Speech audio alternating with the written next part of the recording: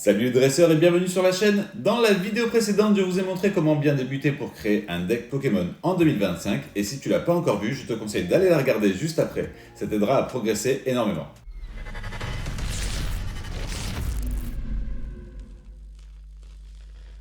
Aujourd'hui, je mets ma casquette de juge officiel Pokémon pour vous apprendre les bases du JCC Pokémon. Comment lire une carte, utiliser un plateau de jeu, découvrir les différents tapis qui existent, bref, tout ce qu'il faut pour jouer ta première partie. Pour commencer, voyons comment lire une carte Pokémon. En haut, tu vois le nom du Pokémon qui est Irfoudre X, ses points de vie, 240, et son type. Ça peut être feu, plante, eau, etc. Il est essentiel car il détermine les forces et les faiblesses. Ici, il est de type dragon. Au centre, tu trouves les attaques. Chaque attaque a un coût en énergie et inflige des dégâts ou un effet. Par exemple, ici pour une énergie, tu te défausses de ta main, c'est-à-dire que tu mets les cartes de ta main dans la pile de défausse et tu pioches 6 cartes de ton deck. En bas à gauche, tu retrouves la faiblesse et parfois la résistance. Très important en match, ça peut changer une partie. Ici, ce Pokémon n'a ni faiblesse ni résistance, ce qui est un avantage. En bas à droite, c'est le coup de retraite, les énergies à défausser pour retirer ton Pokémon actif. Par exemple ici, son coup de retraite est de 3 énergies pour le mettre sur ton banc et mettre un Pokémon de ton banc sur le poste actif à sa place. Pour ça, il faudra mettre 3 énergies attachées à ce Pokémon dans la défausse. Certaines cartes ont aussi un talent, une capacité spéciale activable pendant la partie. Par exemple, ici avec la carte Ogerpon X Masque Turquoise, son talent est Danse Turquoise. Il peut être activé à n'importe quel moment de ton tour, mais toujours avant que ton Pokémon actif effectue son attaque. Tout en bas, tu vois l'extension et la rareté, utile pour savoir d'où vient la carte et si elle est recherchée. Ici, c'est l'extension TWM FR, ce qui correspond à l'extension Mascarade Crépusculaire, en français du bloc Écarlate et Violet. Et enfin, les 2 étoiles qui correspondent à la rareté de la carte. Ici, c'est une double rare, mais en réalité, ça n'a aucun incident sur le jeu, c'est juste pour la collection. Maintenant qu'on sait lire une carte, voyons le plateau de jeu. Au centre, tu places ton Pokémon actif, c'est celui qui va combattre.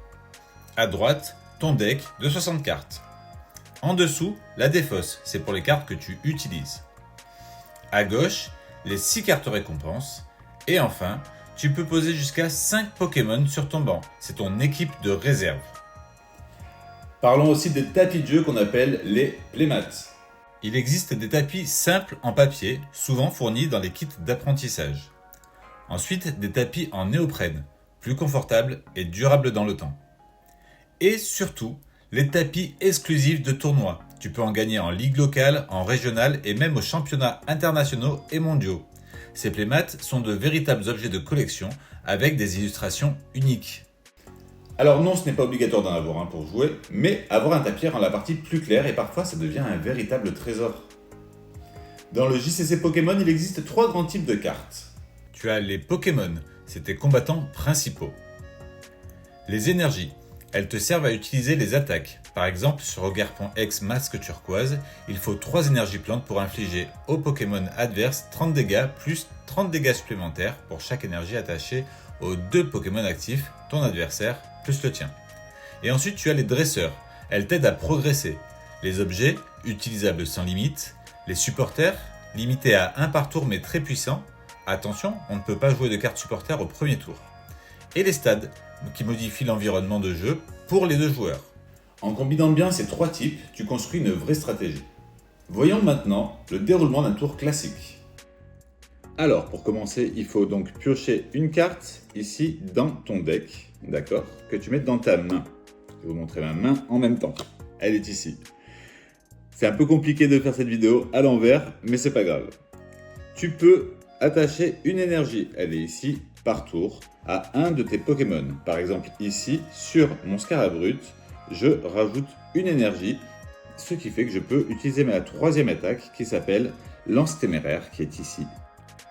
Voilà, Lance Téméraire, qui va faire 90 dégâts plus si vous reste plus de cartes récompenses, donc qui sont ici, qu'à votre adversaire. Cette carte inflige 90 dégâts supplémentaires.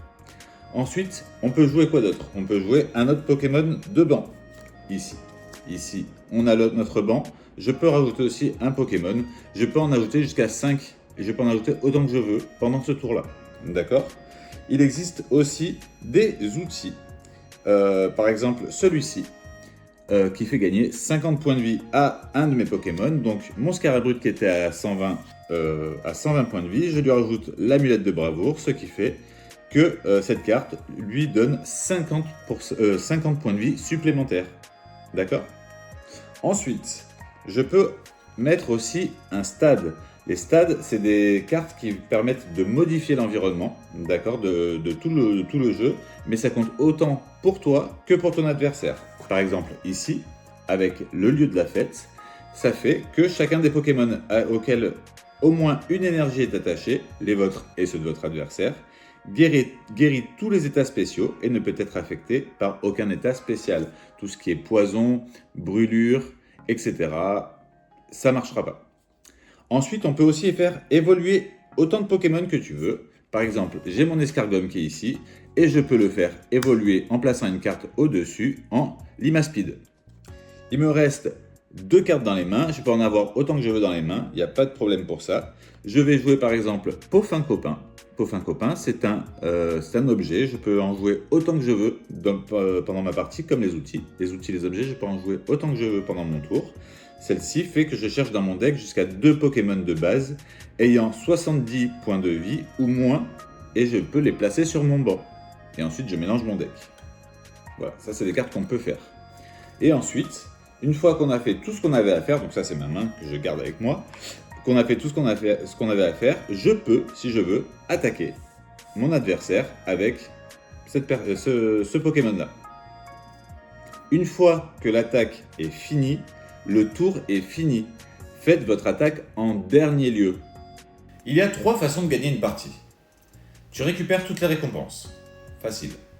Tu mets KO tous les Pokémon de ton adversaire. Facile. Ou alors, ton adversaire ne peut plus piocher de cartes dans son deck au début de son prochain tour. Encore plus facile. C'est simple, clair et efficace. Voilà, maintenant tu sais lire une carte, comprendre le plateau, utiliser un tapis et jouer ton premier tour.